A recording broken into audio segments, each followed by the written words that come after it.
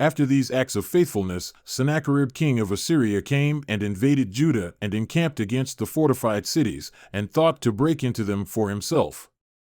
Then Hezekiah saw that Sennacherib had come and that he had set his face to make war on Jerusalem, and he took counsel with his commanders and his warriors to stop up the supply of water from the springs which were outside the city, and they helped him. So many people gathered and stopped up all the springs and the stream which flowed in the midst of the land, saying, "Why should the kings of Assyria come and find abundant water?" And he strengthened himself and rebuilt all the wall that had been broken down and erected towers on it, and built another outside wall and strengthened the millow in the city of David, and made weapons and shields in great number.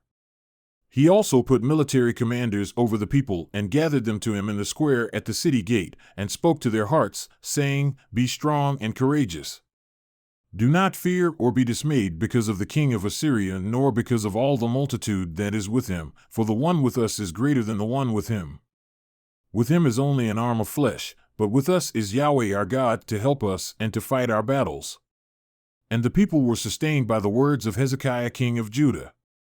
After this, Sennacherib king of Assyria sent his servants to Jerusalem while he was besieging Lachish with all his forces with him, against Hezekiah king of Judah and against all Judah who were at Jerusalem, saying, "Thus says Sennacherib king of Assyria, on what are you trusting that you are remaining in Jerusalem under siege?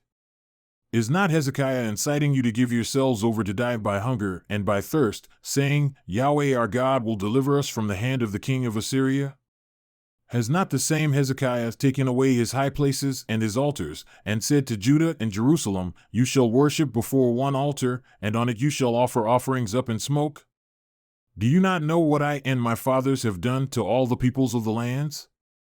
Were the gods of the nations of the lands able at all to deliver their land from my hand? Who was there among all the gods of these nations which my fathers devoted to destruction, who could deliver his people from my hand, that your God should be able to deliver you from my hand? So now, do not let Hezekiah deceive you or incite you like this, and do not believe him, for no God of any nation or kingdom was able to deliver his people from my hand or from the hand of my fathers. How much less will your God deliver you from my hand?" His servant spoke further against Yahweh God and against his servant Hezekiah. He also wrote letters to reproach Yahweh, the God of Israel, and to speak against him, saying, As the gods of the nations of the lands have not delivered their people from my hand, so the God of Hezekiah will not deliver his people from my hand. And they called this out with a loud voice in the language of Judah to the people of Jerusalem who were on the wall, to instill fear and terrify them, so that they might capture the city. And they spoke of the God of Jerusalem as of the gods of the peoples of the earth, the work of men's hands. But King Hezekiah and Isaiah the prophet, the son of Amoz, prayed about this and cried out to heaven. And Yahweh sent an angel who wiped out every mighty man of valor, ruler, and commander in the camp of the king of Assyria. So he returned in shame to his own land. And he entered the house of his God, and some of his own children caused him to fall there by the sword. So Yahweh saved Hezekiah and the inhabitants of Jerusalem from the hand of Sennacherib the king of Assyria, and from the hand of all others, and he guided them on every side. And many were bringing presents to Yahweh at Jerusalem and precious things to Hezekiah king of Judah, so that he was lifted up in the sight of all nations thereafter. In those days Hezekiah became sick to the point of death, and he prayed to Yahweh, and Yahweh spoke to him and gave him a miraculous sign.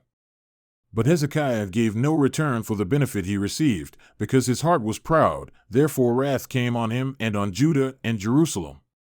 However, Hezekiah humbled the pride of his heart, both he and the inhabitants of Jerusalem, so that the wrath of Yahweh did not come on them in the days of Hezekiah. Now Hezekiah had abundant riches and honor, and he made for himself treasuries for silver, gold, precious stones, spices, shields, and all kinds of desirable articles, storehouses also for the produce of grain, wine, and oil, stalls for all kinds of cattle, and sheepfolds for the flocks. He also made cities for himself and acquired flocks and herds in abundance, for God had given him exceedingly abundant wealth.